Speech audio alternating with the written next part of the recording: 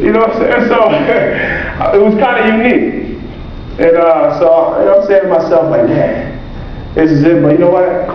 It was that fear. It was a fight. It was fear on the inside of me. I didn't want to look like, that guy. And you know what? I wanted all the glory, y'all. I'm coming into the NFL. I'm young, pretty good looking, something like that. This is it. This is my time to shine. I'm about to do me. And I wanted all the glory. I wanted everything that came with it. The women, the money, the fame, all that. But then it was like, I had a little scapegoat. Somebody else, they went up to accept Christ. So I was like, oh, we can do this together. Come on, let's go. We can do this together. So the amazing thing is that the Bible says if you believe in your heart, well, if you confess with your mouth, but if you believe in your heart, then you shall be saved. And so, a lot of times, I don't know if anybody has here, a lot of times, you may have said this in a prayer. You may have been a Christian growing up, and you said, well, I know Christ. I'm a Christian. Of course I'm a Christian, but what happened with me was I went up there and I said the prayer. But there was no change. And it was because I didn't believe in my heart. It was because I still had every entanglement, that was drawing me from my own desire, my own will. I wasn't really surrendered. I didn't really give anything to God. I acknowledged the fact that he did something in my life, but I wasn't really giving him anything. I didn't surrender. I didn't give him all of me. And so there was no change. It's amazing, people like that. Why you got to do all that? Why you got to do all that? Well, I don't have to do anything. Christ has really set me free. But because of my love for him, I only desire to do what he desires for me to please him. It's just like your parents. You want to make mommy and daddy proud. As much as as much stuff as your mom and daddy did to you that you just didn't like, you still want to make them proud at the end of the day. You still need their approval. So, boom, here I am. I'm a Christian now. And I got all kind of hell on the inside of me, straight up and down. I was still doing the same thing. I would wake up, I got some good counsel, hey, get some prayer, get some, read the Bible, and get some fellowship. Those are the three things you need to do. Those things need to be engrafted in you to the point where they become real. Jesus didn't really become real to me.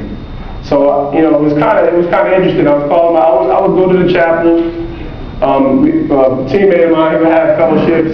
I would go smoke. I would go actually, start my drinking on Monday night, go to his house for the fellowship, and then come back and finish drinking and smoking. You talking about double-minded? That was me.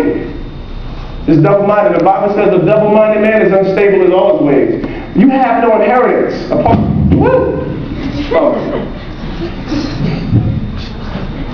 was smooth, I was still. But you have no inheritance apart from God. You have no right. So, what happens to me? I had a great, unbelievable rookie season.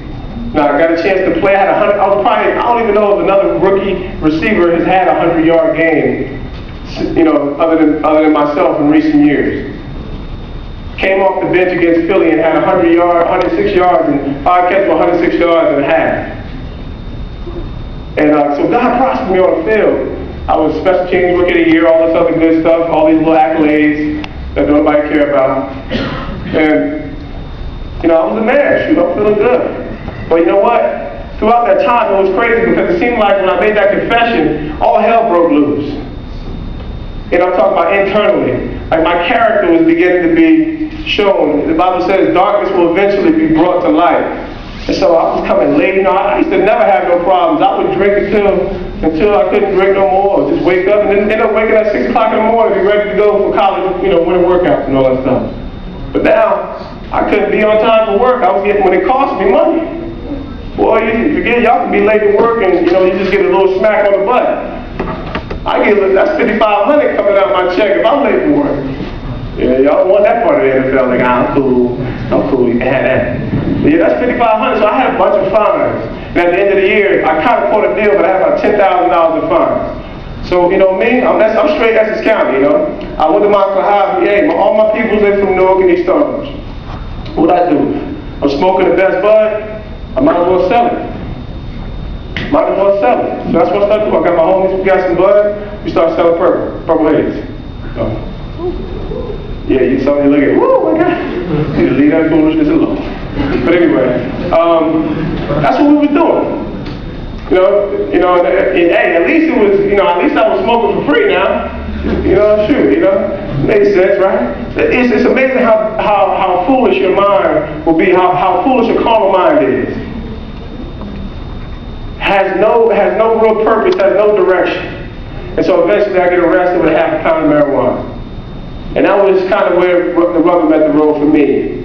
That's when I'm at my low point. I'm in that daggone hole in the cell. All I could think about was ESPN, just and my name come across the ticket. David Tyree, arrested for marijuana possession. David Tyree, arrested for marijuana possession. Just right across that ticket all night long. And how much shame I brought to not just myself, my family, obviously the organization, the community. I'm the kid from Montclair. Don't get no better than that, right? Yeah, we made good, but the same people who praise you are the same people that's going to stomp your name out. They're the same people that say, I knew that kid had issues. They'll turn you back on you in a minute. That's because people were prone to failure. That's just the nature of who we are. But God will never fail you. Like I said, I was not raised in church. But you know what? I felt the need to call on God now, obviously, right? And I just said, it was real simple. I just said, God, all I know is I need you. And if you allow me to keep my job, that'd be great too. That's about as real as a prayer. So y'all need to talk, it's a real prayer. Y'all down on y'all knees talking about nothing. I was real with it. And you know what? Ain't no wall shake, the prison door didn't open. But something in my heart had began to change. I got home and as soon as I got my phone back, as I got out of the little jail, whatever, I saw a text message that said, "I'm with child." I'm like, who child you with? It was from beyond. Like, who child you with? She must have messed up with the T9 texting or something like that. So, I ignored it. Got back home. She called me. She told me she was pregnant with my second son. Boy, I could have took a whole bottle of VSOP to the head out of that one. But I just said, you know what, it's going to be all right. It's about to be some changes. I didn't know how. Well, to quicken up this story so we can get to last year, God, within 2 weeks, God miraculously, He healed me from drugs and alcohol. Within 2 weeks. So within 2 weeks, I've never drank, smoked, or laid with another woman other than my wife. And you know why? Because He's God. And He desires for you guys to be free.